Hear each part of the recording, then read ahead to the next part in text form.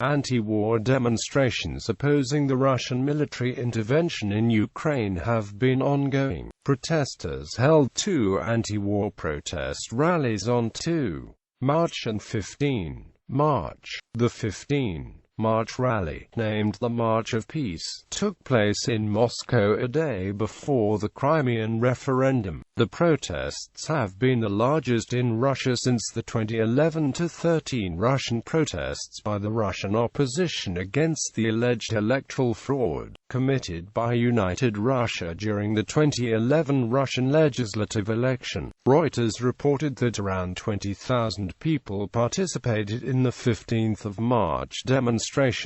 Timeline. On March 1, 5 people who were picketing next to the Federation Council building against the invasion of Ukraine were arrested. The next day about 200 people protested at the building of the Russian Ministry of Defense in Moscow against Russian military involvement. About 500 people also gathered to protest on the Manezhnaya Square in Moscow and the same number of people on the St. Isaac's Square in St. Petersburg. On March 2, about 11 protesters demonstrated in Yekaterinburg against Russian involvement, with some wrapped in the Ukrainian flag. Protests were also held in Chelyabinsk on the same day. The opposition to the military intervention was also expressed by rock musician Andrei Makarovich, who wrote in particular, "You want war with the Ukraine.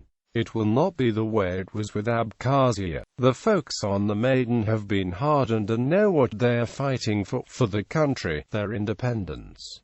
We have to live with them, still neighborly, and preferably in friendship. But it's up to them how they want to live." The professor of the Department of Philosophy at the Moscow State Institute of International Relations Andrei Zubov was fired for his article in Vedomosti, criticizing Russian military intervention. On the 2nd of March, one Moscow resident protested against Russian intervention by holding "Stop the War" banner, but he was immediately harassed by passers-by, and when the police was arresting him, a woman offered them fabricating a serious charge against him. However, the proposal was rejected by the police. Andrei Zubov, a professor at the Moscow State Institute of International Relations, who compared Russian actions in Crimea to the Anschluss of Austria, was threatened. Alexander Chuyev, the leader of the pro-Kremlin Spravdlivaya Rossiya party, also objected to Russian intervention in Ukraine. Boris Akunin, a popular Russian writer, predicted that Russia's moves would lead to political and economic isolation. Protests against the Russian intervention also occurred outside Russian embassies in London, Berlin, Vilnius and Ankara on the 2nd of March. March of Peace protests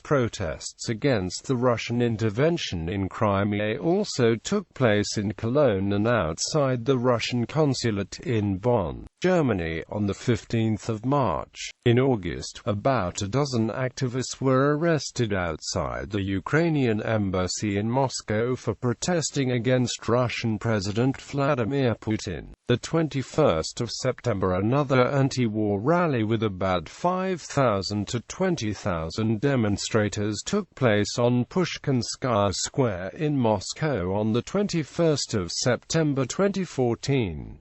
The Washington Post reported that tens of thousands protested the war in Ukraine with a peace march in downtown Moscow under heavy police supervision. There were minor scuffles with pro-Russian supporters, but no serious violence or arrests were reported. About 1,000 people also gathered outside the Kherson Cathedral in St. Petersburg to protest against Russia's involvement in Ukraine. Thousands of people around the world supported this event by holding anti-war demonstrations on the same day. In the U.S., San Francisco, New York, Washington, D.C., Los Angeles, Seattle, Houston and Boston took part in the protest activities.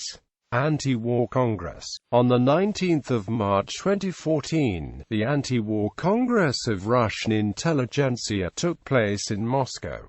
The memorandum issued by the Congress proclaims, "We, the representatives of the Russian intelligentsia, feel ourselves obliged to warn the authorities from making historical mistake, the desire to take control of a part of Ukraine, the country which was considered as a brotherly one."